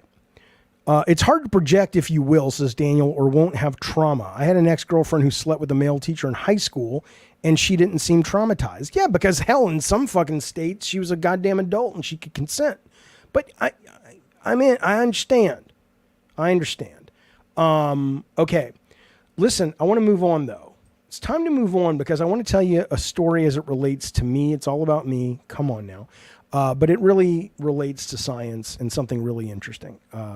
But people who watch the video game stream on this channel know that the last couple of weeks I've been dealing with termites, and it's a pain in the fucking ass. And we've had cabinets removed, and they've sprayed foam in the walls, blah, blah, blah, blah, blah, blah, blah. And it's been a pain, and they're still not entirely gone. And it's awful. But the point being, though, is I feel bad. I've always felt bad about killing bugs. Okay. I've always felt bad about killing anything. I don't think I know enough about what life is to feel that I have the right to remove the life force from someone. Well, science is coming out now. Listen to this. Science pushes new paradigm of animal consciousness, saying even insects may be sentient, is is what they're saying. This is science now. Come on, science. Remember Science, that song? It doesn't matter. Fuck you. She reminded me of the song. Far more animals than previously thought likely have consciousness, as top scientists say in a new declaration, including fish, lobsters, and octopus. Octopus. It's just new studies. 40 researchers signed the New York Declaration on Animal Consciousness, which was presented last week. Marks a pivotal moment as a flood of research on animal cognition collides with debates over how various species should be treated. So here's the main question. Here's the real question that we have to deal with. So let's say, because forget insects for a moment, forget fish for a moment, okay? You would have a hard time convincing most people that octopi, dogs, horses, cows, pigs, are not conscious, right? And do not have feelings, right? Forget the fact that bugs probably do too, according to this new research. There's going to come a point, right? It wouldn't surprise me. Like, you ever do those experiments in your brain where you kind of go, okay, well, I get maybe in 100 years, this is where tech will be. Where are we going to be as a species if we survive in 10,000 years, right? What is it going to be that far? I think we're going to be talking to a lot more animals. I think we're going to be able to communicate, just like now with AI and just better processing, we're able to real-time translate. We're going to be able to literally have conversations with, even though they may communicate differently, like a dog may totally go, they don't think the way we think, they think in smell or they think in the immediacy or whatever, but we'll be able to translate the essence of what they're trying to communicate. I could see that happening in 5,000 years, 10,000 years. And at that point, yeah, I wonder what's going to happen. Are we going to be okay, killing these fucking animals and eating them? I know you're going to, somebody in the chat's going to say, fuck it, they taste good. You're going to try to be all cool and fuck you. Seriously, I don't think you could do it. I don't think you could do it. I don't think most people would be okay to take the lives of someone else if you're able to communicate with that life. And it's like, I don't want to die. You're taking my child away, my little pig child away, and you're going to kill it. Either way, says eternal loss of life is necessary for others' survival. No, it's not anymore. You're able to create stuff in labs now that is just based on chemical. It's not, I guess you could argue, does that have conscience? But in terms, it's not an animal product. It's not even plant product, really. So I get it. You're too hungry. Ha ha ha. You're just such an animal, you alpha. I get it. Fuck you. You know exactly what I'm saying. If you're able to go up to a fucking pig and go, hey man, how's it going? And it can actually in its own way communicate, the pig is feeling this. Don't tell me most of you guys would still be eating that shit. Come on now. Come the fuck on now. Extremis says it's a curse of evolution. Could be. Absolutely. Could be. But again, I don't, they're saying insects can feel pain and they have consciousness is what they're saying. I don't know. You guys aren't bothered by this. You guys in the chat are making jokes and shit. I'm serious. This is science that came out this week. Researchers, people who get paid to think about this shit and educated on this shit. They're going, hey, you're taking life, man. You're taking a life as something in your... I'm not trying to make you be vegan or anything. I'm just saying, it's something to think about. I agree, Eternal. Vegetarians aren't bothered by killing plants. Plants apparently can communicate. They communicate with each other through the root system. They give off signals that they're in pain. I'm with you. I don't think that's the case though. Simeon says you take a life no matter what. It's just no. Again, let's step outside of our comfort zones, humans, just a little bit. I get it. You're talking about what has been so far. And I get, you got to eat, you got to survive. I'm not saying go tomorrow and don't subsist on anything but, M&Ms or something that you can prove is pure chemical. I get it. But let's have a little bit of advanced thought about maybe we could get out of that. We could eventually move out of that. Oh, do I know spiders crawl into your mouth and you swallow them? I'm going to show you something later on the gross part of this stream, and I'll, I know that. Let's just say that. All right. Well, you guys, let me show you one final thing to hammer this home. This is a crab, okay, and it is just a baby little. I don't know if it's a baby, but it's a tiny little fucking crab. And it's a human messing with the female crab, right? On your screen, if you're listening, and you're not looking, it's a hand under the water messing with a little female crab. I want you to watch what the male crab does. And don't fucking tell me that this is pure instinct and nothing else. Here you go. I mean, it might be, but come on. He's fucking with the little crab. There goes the other crab. Leave her alone, bitch. He circles her. He puts his claws, his arms around her to protect her from the danger. What are you talking about? You gonna poo-poo this shit too? Come on. Vitaphone says, one half of the two-guy team being in the social dilemma and AI dilemma doc and podcast is working on an AI animal translator. Excellent. Send me a link. I want to look at that. One winged angel says the crab's going, that's my pussy. Yeah, maybe, but regardless. Social animal instinct. Maybe, but maybe aliens look at us and say most of what we fucking do is just animal instinct as well. But so what? We still think we're alive. We act on instinct. But anyway, I'm just saying, I don't want to kill these fucking termites.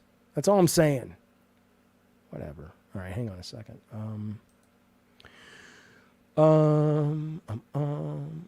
Would you like to know? Is it better to take a shower in the morning or the evening? Science has got you covered. Science has you covered. There's actually an answer. This is coming from a Sleep Foundation survey. 42% of U.S. adults start their day with a bath or shower. That's more than the 25% who do it before bed. And it overshadows the 38% who bathe just sometime at night. Okay? But why? When's better? There are biological reasons behind taking showers in the morning that are better. Your body relies on certain cues to regulate its circadian rhythm, and a regular shower can serve as signals to tell your body to wake up and get more alert. The effect is especially strong if you opt for a cold shower rather than a hot one. It's good advice any time of day, actually, they say, as cold water triggers the body to release neurotransmitters such as serotonin, cortisol, dopamine, and norepinephrine. Who's not the same lady who wrote When Harry Met Sally, but it's close, which play crucial roles in regulating emotions and reducing stress. So,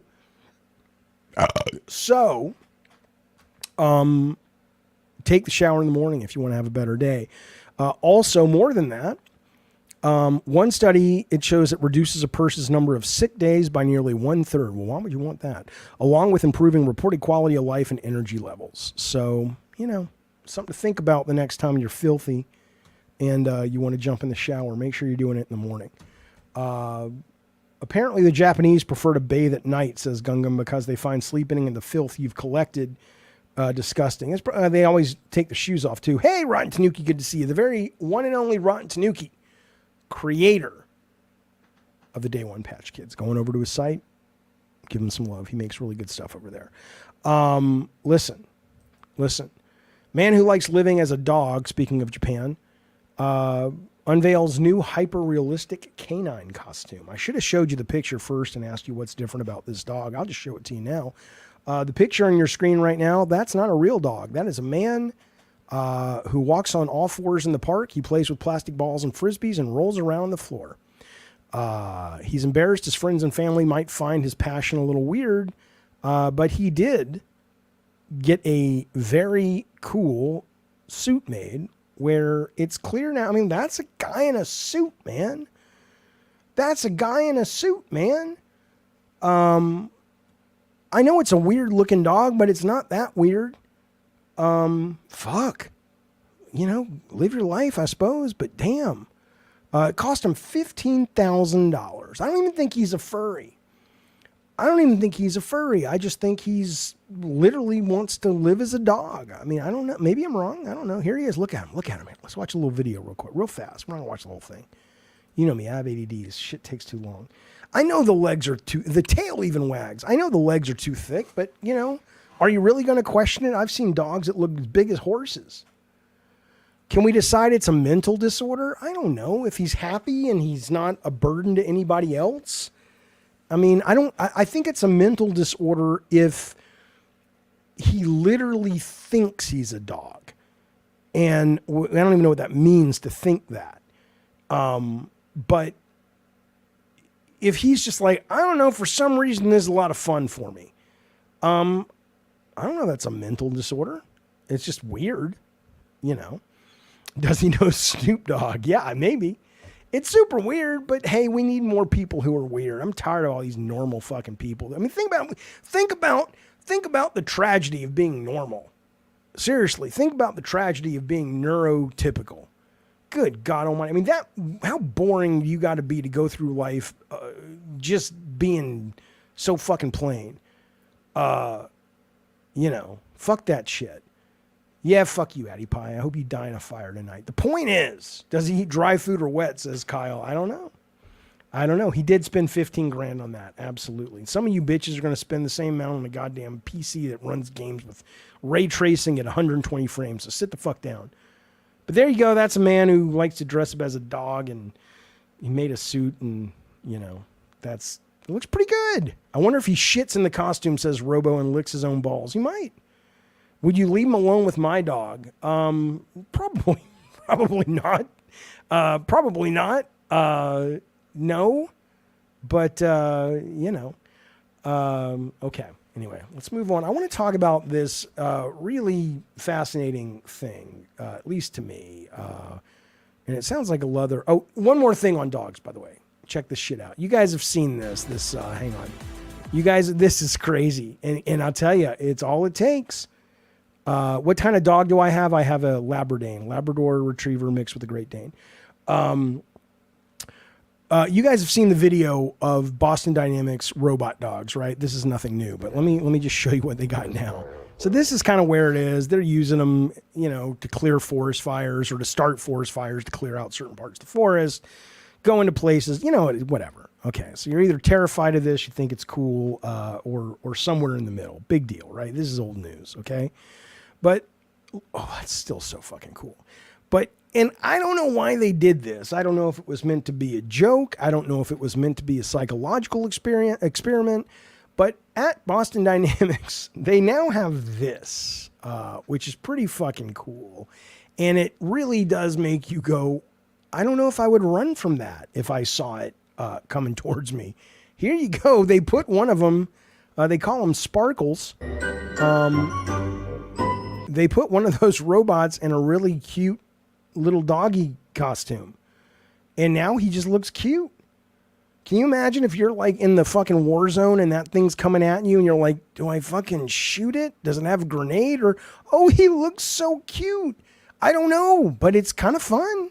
Look at him. It's Sparkles. I want one too. Gavin House says I want one. Me too. Look at him. Look at him go. He's a little baby. He'll kill you. He will kill you. But that's okay. This guy should fight that dog in Japan. The guy in Japan who thinks he's a dog. Interesting. Now that's an interesting conundrum. Andreas says, if you knew your dog was a guy in a suit, but nothing else changed, would you do it? If nothing else changed, I probably wouldn't, you know, go to the bathroom in front of him. You know, I'd be a little bit more private. But short of that, if I, you know, I don't know. Probably things would change because I'd be like, look, you can figure out how to take yourself out. You're a fucking human. I don't need to fucking stop my stream or what I'm doing or come home early to take your dumb ass out. That's what I would fucking say. That's what I would fucking say to him. But short of that, probably not much would change. No. He's a baby. Look at the baby. Okay, let's move forward. Let's move on with our goddamn lives, shall we? That's interesting. We'll talk about that later. Okay. I want to show you before we get to this consciousness stuff. You know, I'm going to save some of this stuff because we're going to, I'm going to try to do this every week if people like the show. So I can move some of this to next week. But let me ask you guys in the chat. Do you want to talk about some new developments in consciousness, which is a pretty deep topic? Or do you want me to show you a man and a woman who pretty much should be getting a divorce based on the video I'm going to show you? What would you like to see? Say divorce in the chat or brain? Brain or divorce? Okay, we got one divorce. I'm going to first to five. First to five. Two for divorce. Oh, wow, you guys want divorce. Fuck. All right, we'll talk consciousness next weekend, Vitaphone, I promise. Brain next weekend. I want to talk about that too. But it's getting late in the day, and I got plans tonight, and I'm sure you guys do as well. What are my plans? I'm going to go watch with both my children that movie, the one about the late night talk show where they summon Satan, like Midnight with the Devil or whatever the fucking thing that is. And then if we're feeling good about it, then we'll switch over and we'll watch Immaculate with Sydney Sweeney, is what I'll tell you. But right now I want to show you a clip. And I just want to tell you something. If you're a young person out there in the world and you're considering getting married and all those good things or whatever, I want you to understand something. This is horse shit. This is horse shit. Check this shit out. This guy stops this couple on a street. Here's what he asked him. It's like a minute long, and we'll talk about it. How long have you been together? Like 4.5 years. He says, how long have you been together? She says 4.5 years. Like 4.5 years. Here, I'll play it again. The volume was down. Here you go. How long have you been together? Like 4.5 years. No, 5 now. Well, yeah, I guess 5 now. 5 years. How much did you spend on our wedding ring? That's a lot. So, I mean, show it. I mean, go ahead. It's a decent amount. So if you look up like a 3-carat diamond, it's a decent amount I spent on her. But she deserves even more. Sure, but realistically, numbers-wise, what we talking? I mean, how much was it? 35K? 35K, yeah. 35,000 bucks. So he spent that much on a wedding ring for you as a gesture. What does he get in return? I think I should answer that. So I get a partner that's loyal. I get the mother of my children. I get the most beautiful woman that I've ever, been around. And the most important thing is how she treats. Do you realize that he could have gotten 2.5 dog suits in Japan for that price? Now, you people are saying it's fake. Why do you think it's fake? I'm not saying it's not. But let me just say, here's what's not fake. Whether that video is fake or not, the idea of men going out there and spending money, or women, on a ring like that is so fucking stupid. It's so fucking stupid.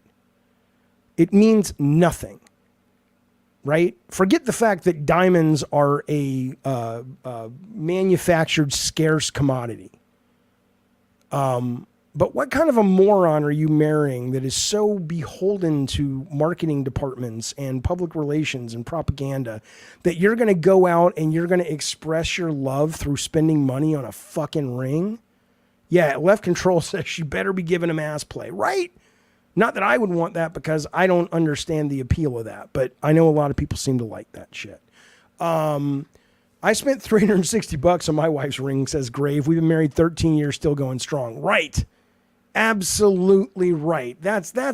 Don't marry. That's why you should marry fucking somebody. Not because the goddamn, he spent this on the fucking ring. Geez, thank you for the super chat. He says, best I can do is a paperclip and a Subway coupon. Well, if you love her and she loves you, that's all that should matter. Controller Sports says, I'd be pissed if I were her. Their honeymoon could have been way longer. Yeah, or they could have put multiple down payments on homes. Ridiculous. Date modern women these days, says Vitaphone, or romance is linked to finance. Then I'm not dating them. I'm not fucking dating them. Ask yourself, what the fuck? I mean, seriously, I want to ask, you're going to date somebody, I don't know what the difference is. You're going to date somebody based on how much money you have that you can impress her with. At that point, just go get a sex worker, because it's a sure thing for the most part. It's less expensive, and she loves you clearly as much as the woman that you've bribed to be with you. I don't understand. Doesn't make any goddamn sense. That's all I'm saying. It's lazy too, says Eternal. Gift your partner something sentimental. Right. Who gives a shit? Come on. Men have always been the provider, says Gavin. Maybe they have in a lot, and they have in a lot, and traditionally, yeah. But so what? Then provide, but be a provider that doesn't throw their money away. If you gave a gal a ring that isn't a sure thing, you have failed. If you give anybody a $35,000 gift, you have failed. Women like to, okay, here's a hint. Daniel says women like to be okay with guys who are doing okay fiscally. $35K is insane, but I think most women want a guy that can put at least something to show them the ability to do something. How about being financially literate enough not to spend $35,000 on a rock? Wouldn't that be maybe the best indication that you're going to be marriage material when it comes to your ability to handle finances? I didn't say that you don't have $35,000 to spend on something. But if you're dating a woman that's okay with you spending that much money on a ring, you need to fucking run, because ask yourself what else she's going to want you to spend money on. It ain't going to be good. His girl might be super materialistic, says Serve. Then run the fucking other way. Run the fucking other way. God damn it, Maverick. Okay. Fuck it. Let's talk consciousness real quick. Why not? But you got to give me a second. You got to give me a second to kind of recenter. Hang on.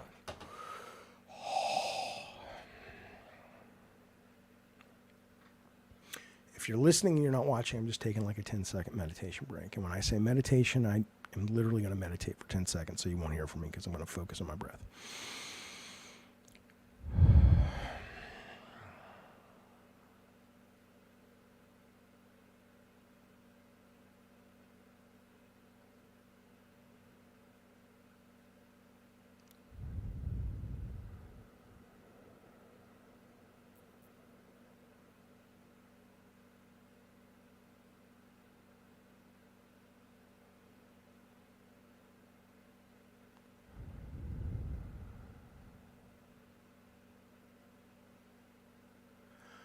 Okay.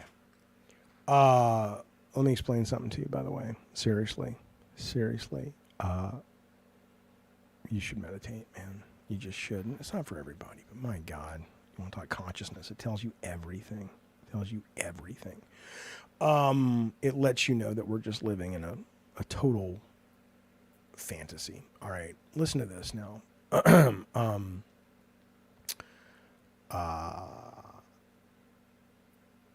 So I'm going to try to wing this without going to the articles, but some of you guys may know more about this than I do. If you do, here's the number you can call in. I used to do the blood suction cups on my back when I used to go to acupuncture, sir, but not anymore. So there's a guy named Roger Penrose, physicist. And there's and I'm not going to try to educate you on this, because it's way above my thought brain wave, pay grade, whatever the fuck. But I just want to give you the gist, okay? And he's working with a neuroscientist, anesthesiologist, and they had this theory, and this was X years ago. We talked about it on the show a while back, that these things, very small in the brain, obviously called microtubules, I think that's how you say it, are a key driver in consciousness. And what they said was, and this was fringe, and it's still fringe, but what they said was, but there's some science that happened this week that's come out and actually moved the ball down the field a bit in suggesting that they may not be wrong. Okay, so what they said was that we're all aware of, at least at a layperson's definition, of the whole idea of quantum physics, and is it called the superposition, where until it's observed, a particle can be this or that, or a wavelength, or a particle in the slit experiment. But until something's observed, it could be multiple things. It doesn't really exist in its final state yet, right? And we're also aware of the whole idea that there can be two elements at the quantum level, billions, trillions, light years apart, but they affect each other instantaneously, right? That's the theory anyway. According to these guys, consciousness is a result of a quantum mechanic experience where that moment where it is decided whether it's going to be this or that, in terms of it doesn't exist until it's observed, occurs in the brain in the microtubules. And for the longest time, people said, that's a fun little theory, you idiots, but the brain is not friendly for quantum mechanics. So the minute any of that happened, or the beyond, lower than a microsecond, just like it has to happen so fast, and the brain is not conducive, it would all the quantum would just fall apart. This is a layperson trying to explain it. But the gist of it is this week papers were published saying, well, actually, we found that actually in the microtubules, they can sustain, even in a very, as they say, sort of loud, wet, messy environment, which is the brain, they can do quantum calculations, or they can do quantum behavior even in that environment. Does that mean that that's where consciousness comes from? No. Does it mean that that is now that is no longer an excuse for why this is fringe? Yeah, that's what it means.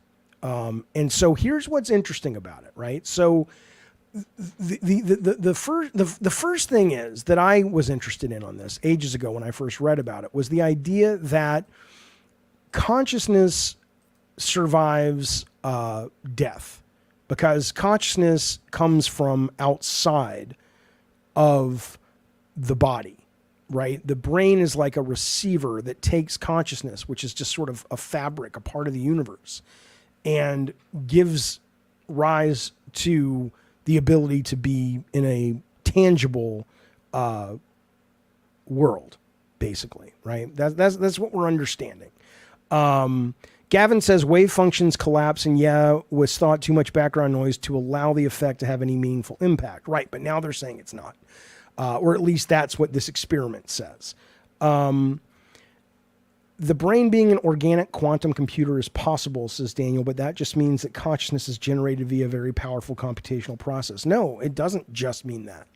In fact, I was talking to, I went to ChatGPT because, again, this is well above my pay grade. I am not going to sit here and pretend, and there are many more sites you can go to if you're interested in this, and you're smarter than me and really get to the nitty gritty of what this is saying and how it works. But what I gather from it is, or what I vibe with, is this theory that if consciousness is not just a part of brain activity, but it could be linked to basic principles that govern the universe, then that could mean things. It could mean that our awareness is tied to universal principles. It's tied to things that are not the things that we see. But it's tied to how the universe works. Consciousness could just be just as much as time and space and matter. It could just be another fundamental aspect of the universe. And could that mean it says things about free will? It says things about possible afterlife. What you are now may not be what you are when you die. Legend says, do you think that correlates with the soul coming from heaven? I mean, I don't know. I have no idea. But I mean, I think it could absolutely, if that's true, it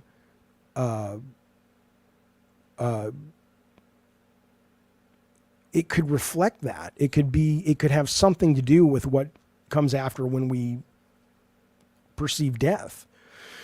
Robo says consciousness survives death, and yet you lose consciousness when you sleep or you faint. You don't actually. There's a whole group. There's a whole study on anesthesiology and consciousness, and you lose perception of self when you sleep, but your brain is not silent. Things are happening in your brain, and that doesn't mean you're not, or the aspect of you that is conscious is not still happening. And so I'll give you an example, like when I was just meditating, right? If you've ever meditated, the deepest I've ever been able to go with it, and it's not magical or anything, but the deepest I've ever been able to go with meditation is escaping the thought of me, escaping the sense of David Jaffe, and I was just isness. I was just present. And I don't mean that like woo woo or anything like that. I just was sort of not of me. I just was existing presence, right? That feels, when you talk about soul or whatever, it feels like there is something correct about that, but none of us know. I mean, you know, Daniel's saying he went to Chat GPT. I mean, I can go to Chat GPT. I'm not going to fucking lie. I did go to Chat GPT at times today because I was trying to understand this. I'll tell you what it said. Here's what I asked it. I said, can you please explain orchestrated objective reduction to me in only 4 short paragraphs at a 7th grade reading level? Because I wanted to understand it more. It says, it's a theory about how our brains create consciousness. It was proposed by mathematician Roger Penrose and Dr. Stuart Hameroff. They think that tiny parts of our brain cells called microtubules play a big part in making us aware and able to think. It's an interesting idea. It is just a theory, and there are scientists that are skeptical, right? And I did not say, oh, hey, because my Chat GPT, I'm on Chat GPT 4.0 or 4.0, whatever they call it. It's like, oh, I don't have any data up until my data stops at June 2023 or something. And this is a news story that just broke this week. So, that's what I would say. But yeah, let me know.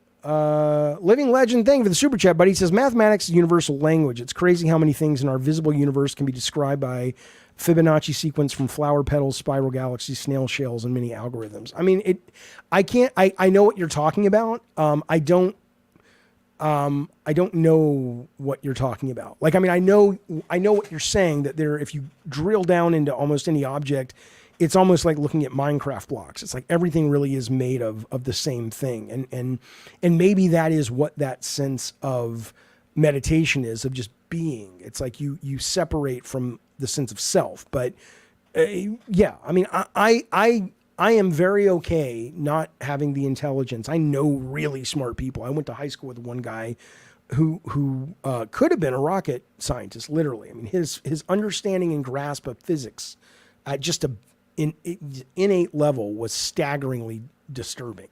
But I'm not that guy. But what I will tell you is all those things would not surprise me. And the idea that consciousness may not just be here's what I'll say. I don't have faith in anything. I don't believe anything.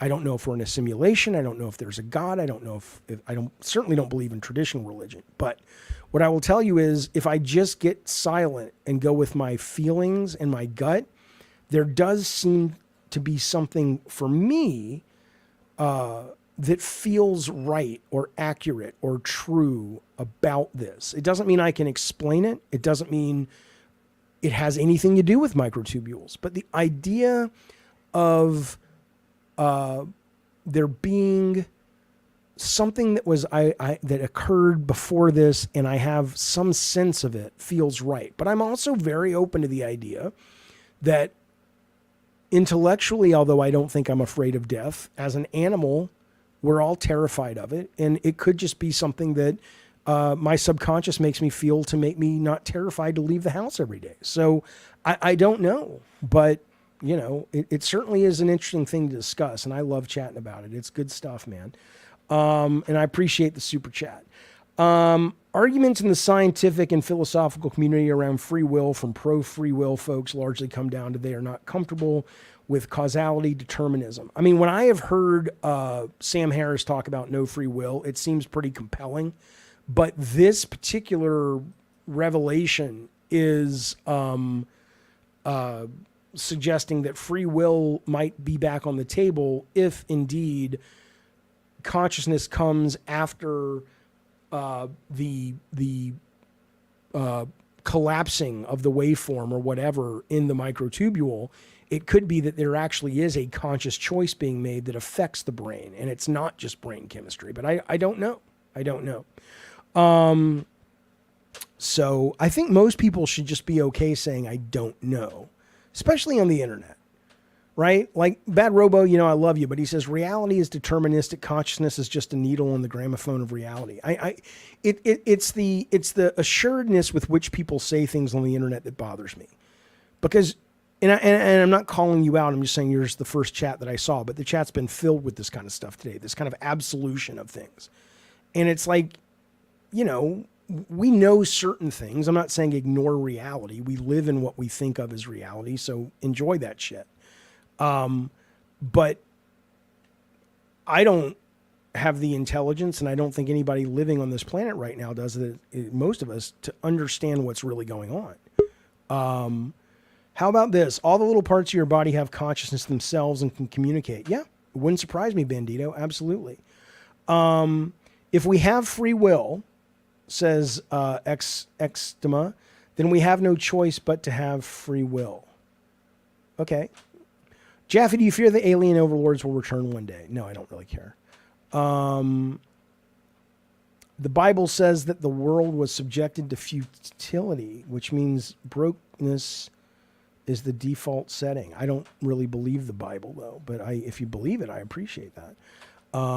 Do I have a link to the new study? I do, actually. Let me give you this link instead. It's about the new study, but it's a bit more layperson-y. This is from a woman, Sabine Hassenfelder. She has a YouTube channel that is, I think she's a scientist, a neuroscientist or something, and she dives into it. And she literally says, she's like, okay, people thought, here it is right here. I'm not going to play it because we're talking, but she says, you know, people thought for the longest time that Penrose and Hoff, whatever, were crazy. She's like, I've met these guys. They're not crazy. They're really fucking smart, or they are crazy, but they're really fucking smart. And this week we did get proof. In fact, I'll play you that part right here, just so you guys get a sense of what we're talking about. Because she's not saying it's hook, line, and sinker. She's saying they actually at least proved this part of it. They say the super in the laboratory, and they found good agreement. Right, now comes to makeup, and they're both Penrose fell for this crazy Hammeroff person. But well, I've met both Penrose and Hammeroff, and they're both crazy, of course. But neither of them is stupid.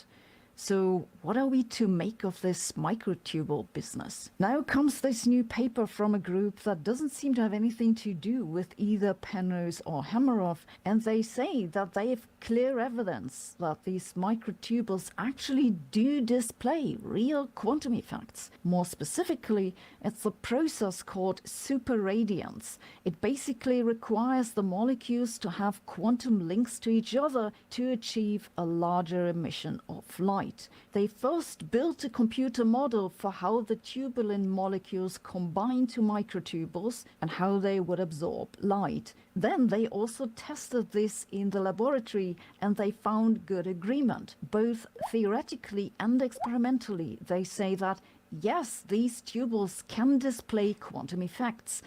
They didn't actually test it in a cell, just in a solution, but it's at room temperature, and they say the super radiant effect basically doesn't care about the environmental noise. This is very interesting, just because it's an example for quantum-enhanced effect that seems to be unexpectedly robust. I'd be surprised if not the quantum computing people will try to use it. Another interesting part of the paper is that they say that the quantum effects in these microtubules can do something else, which is that they become much more... Yeah, and then it gets into some other stuff. So, I mean, I'll put the link up if I already didn't. It's worth watching. But again, I don't understand 90% of it other than to say, I get it, that what they're saying, at least part of it, is looking like it could be true. Doesn't mean it creates consciousness. It just means that at least one of the things that was used to debunk these guys has now been kind of knocked out. But anyway, it is what it is. Do with it what you will. Let me bring in Vitaphone real quick. Vitaphone, it's Jaffe. What do you want to talk about? What's going on, bud? Hey, Jeff. I'm getting a little bit of echo right now. I fixed it. I got rid of it. Cool. So, I was just gonna chime in on the kind of the free will aspect of things that I've seen a lot of debates over the years. Read a lot of books on the topic. I'm not an expert. It's just something that I've been pretty interested in because it was kind of a topic my dad was really into. But I think you don't even really need to get into the mechanics, the quantum mechanics of free will when you get into a couple simple blocks. The first most obvious one is everything that pops into your head is not something you knew was going to pop into your head. It's literally always a mystery. You know, the very next one that comes in your mind. So, you know, our thought process is one factor there where you can't control what you're going to think about. If I tell you, don't think about elephants, you're gonna think about elephants. The gist of that is when I heard Sam Harris talk about it, he's basically like, you know, your brain may be in control, like at a chemical level, but you aren't consciously thinking anything. You're just kind of going along based on these things you have no control of. And I think when you really think about it, it makes a lot of sense. I have some theories that maybe it's not entirely that, but they're just dumb theories. I don't fucking know. Yeah, it's more like a sail that just catches the wind. It's just every word that comes to mind is always a surprise. I think what it is honestly, we're probably in a narrative. We're in a show. We're in a simulation. And there are times when we can step in and make choices, like in a choose your own adventure book or something, or a visual novel, but 75% of it is scripted, and we don't know it's scripted, because if we did, it would kind of blow the illusion of actually being present for it. But yeah, well, and then the next layer you dig down that isn't on a quantum level, which is, you know, of all the things that make up your personality, there's experience, you know, there's nurture, and then there's nature, what you were innately born with. And neither of those things do you have any real, I suppose you have some control over nurture, I guess, to an extent, but you don't choose who you're born to. You win especially if you're white passing and affluent, you've won the genetic lottery. Right. And all those things. I mean, I don't think that people that are, you know, that believe in that are free will and totally for free will, I've yet to meet anyone that just goes, oh, I wake up every day and I'm whoever I want to be, and none of my past history, none of my genetics have anything to do with that. So if you kind of combine, you know, nature and nurture, and the fact that you don't really have any control of what you're going to think of next, it becomes fairly difficult to argue free will from that point. Yeah, I think free will is probably not a thing, unless what these guys are saying is it might be a thing if we actually do have some kind of conscious element of the universe that is coming through the microtubules and whatnot. But, you know, I have a feeling we're going to know more about aliens or interdimensional beings or whatever it is the government's hiding well before this gets solved. Like I hope I'm alive for at least one of these revelatory moments, but it's probably not going to be this one. because we're little babies trying to understand this shit. But eventually, all right, buddy. Thank you, Vitaphone. I appreciate it. I'll talk to you soon. All right. All right, there he goes off into the night. Last thing I want to talk to you about real quick today is, did you guys see that? Who's that podcast guy? Freeman, Sam? Is it Sam Freeman? Always wears the suit. Lex Freeman podcast. He's asking this guy in the Amazon. He goes to the Amazon jungle, and he's asking this guy about ayahuasca. Now, I want to do DMT. This is the first time I've heard somebody do ayahuasca that sounds terrifying. Here's what he said. I'll play this for you real quick. It's short.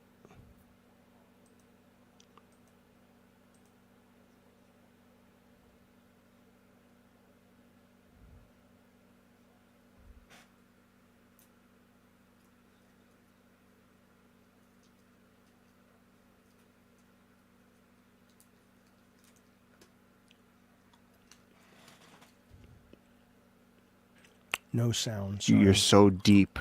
The journey is all in, and after that, what happens is the journey is all inside, and the shaman's supposed to be able to guide you through that. But in my experience, you're so deep inside, like falling through nebulas, out in space, no physical form, or crawling through the jungle. It's really, really powerful. Like it's not like the recreational drugs that everyone does, like where you go, oh, I did mushrooms and I could see music, like, and I was talking to my friends, but no, like you're face down on the floor, usually vomiting, sometimes shitting, having dialogues with the creator, and that can be traumatizing as well as amazing. That's a really good way of looking at it. It's a big house and you get to open doors that you've never had before and discover what rooms are there inside you. You ever think about that? Like that there's parts of yourself you haven't discovered yet? Or maybe you've been suppressing? How much are you exploring the shadow? Oh boy. So say you, me, Carl Jung, and Jordan Peterson are in a deserted island together. Fuck, I didn't even make my bed today. There's no bed on an island. Great. But listen to this, though. We talk about the negative. That's the thing. Ayahuasca to me, I've kind of told you about, like I've experienced some things that really made me believe that there's a benevolent force around us. But to me, ayahuasca was a ride through the scariest parts of the universe, to sort of be like, here's what it could be like. That's where I came up with my idea that, like deep space, or just space, outer space, is just the outside of the video game, and this is it. Because when I was on ayahuasca, I was one of the jungle creatures, and I wasn't Paul, and I didn't have a name. And for a long time, I saw many things, and I arrived at this spot in the jungle where there was a big tree, and all the animals were there, and they were all not in words, not in any language that we can understand, but they were all discussing what to do about the threat, and it was all leaving, it was all flying up, and it was fire, and the jungle was being destroyed, and it was like I went, and then after that it was just space and stars and silence, like crushing vacuum silence for years, and that was terrifying. That was fucking terrifying. When I came back and I had hands, man, I could remember my own name. So, but I do think if I'm going to go down this road, which I am, I'm going to do DMT first, because I don't want to shit myself. And more importantly, I hear it's a smoother trip, as the kids say. So, but I'm fascinated by all this stuff. I love all this stuff. In fact, I was talking to Colin Moriarty. He said, I'll do the DMT with you, because he wants to do it. He's never done it either. So, all right. That's it, fellas. That's been I Love the Weird for what's today? May 19th, 18th. I'll be back on Monday, Tuesday, Thursday, Friday, not Wednesday, doing some gabbing games. And then if people dug this format, we'll come back next week on Saturday, 5 o'clock again. And we'll do another I Love the Weird. But let me know in the comments if this was a show that you dug, if you enjoyed it, or if you're like, stick to video games, you fucking moron. Regardless, I appreciate you spending some time with me. I appreciate the super chats, the company, the subscribers, the members. Tell your friends, give it a like, blah, blah, blah, blah, blah. You know what to do. Meantime, have a great, fun, safe rest of your weekend, and I will see you guys hopefully soon. Be safe, be well. Bye, you guys. What the fuck am I doing with my ball?